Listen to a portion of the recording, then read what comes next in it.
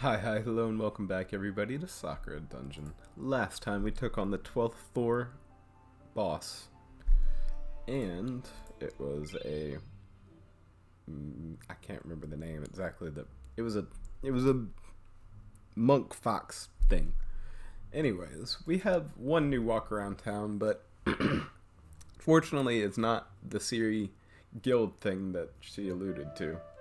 They alluded to in the last episode, but let's take some time to speak with Sylv today. I've been noticing lately that Sylv has been struggling on several levels. She isn't relying on my power like my other subordinates. I think I need to give her some more training in order to help her keep up. Yomi, Sylv says. Did you need something from me? She asks. I would like for you to take a walk with me, Sylv, Yomi says. A walk? Just the two of us? Together, Sylv asks. Yes, says Yomi. I would love to, Sylv says. Where are we going, she asks. That is a secret, Yomi says. She seems to be getting really excited, Yomi thinks to herself. Let's see if she appreciates the place I'm about to take her to. After a short walk out of town, we arrive at a serene river near some dense woodlands.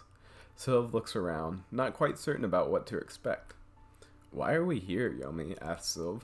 I reach down to the river's water, pulling some into my hands and toss it into the air. The droplets shimmer and sparkle in the sunlight. The waters, Sylv says. The waters here have incredibly high amounts of mana within them, Sylv says. Exactly, says Yomi. This is a well-known... excuse me. Exactly, this is a river well-known in Words! Hard. Me bad. Exactly, says Yomi. This is a river well known in local legend. Jeez, that was the hardest statement of my life. If you look deeply into its waters, Yomi continues, it's said that you can find a new insight. Why would I search here for insight when you have an entire library just filled to the brim with knowledge? asks Sylv. Some things in life can only be learned when you stop and listen, says Yomi. I take a seat by the river, allowing my mind to be emptied. Sit with me, Sylv, says Yomi. Well, alright, says Sylv. I trust you on this, Yomi. As time passes, she grows more and more relaxed as she just watches the river's coursing water. But she seems to be growing impatient as well. Is something supposed to happen, Sylv asks after a while. Just wait, says Yomi. After a few minutes, I see something moving underneath the river's surface. They're almost here. Sylv notices it too. What is that? Sylv says, jumping up. The shape emerges from the river. We have found a worthy one, says the slime girl.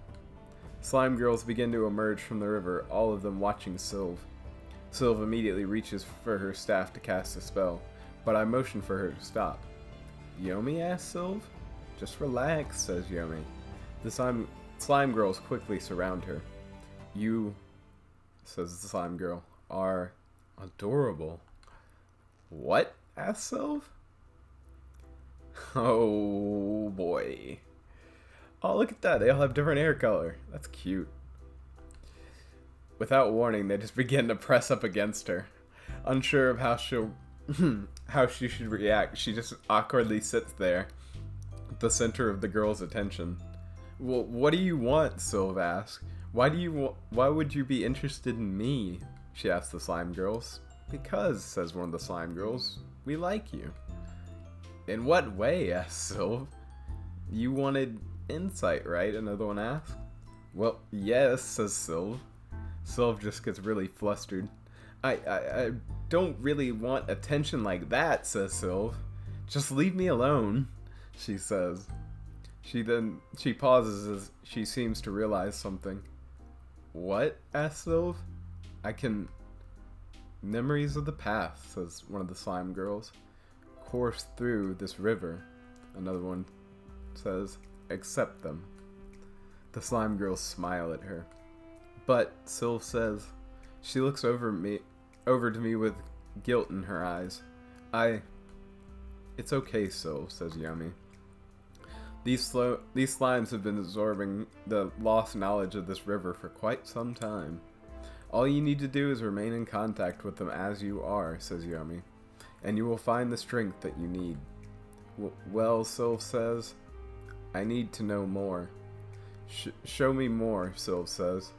Gladly, replies one of the slime girls. She pulls one of the slime girls towards her. Bit by bit, she allows herself to get into the mood. The slime girl is gladly obliging with her wishes. With more body contact, I see something flashing in her eyes. Tiny pinpricks of light. Yet her face. She couldn't be more embarrassed at the moment if she wanted to. Bits of slime begin to crawl across her, touching her all over. That's cold, Sylv says. A bit more slowly, please, she asks. One, says one of the slime girls, cannot be slow with knowledge. As more and more the slime girls press in, Sylv begins to mumble to herself. Oh, says Sylv, that makes sense now. And so does this. But she shifts about uncomfortably.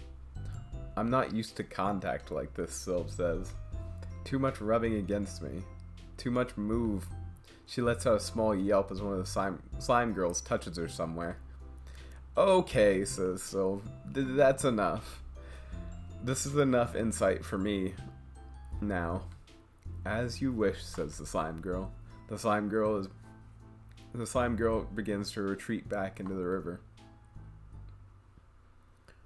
As soon as they're gone, Sylv seems to space out. Sylv says, I don't know what just happened, Sylv says.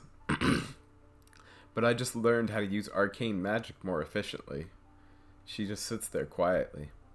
So, they can absorb knowledge now, asks Sylv.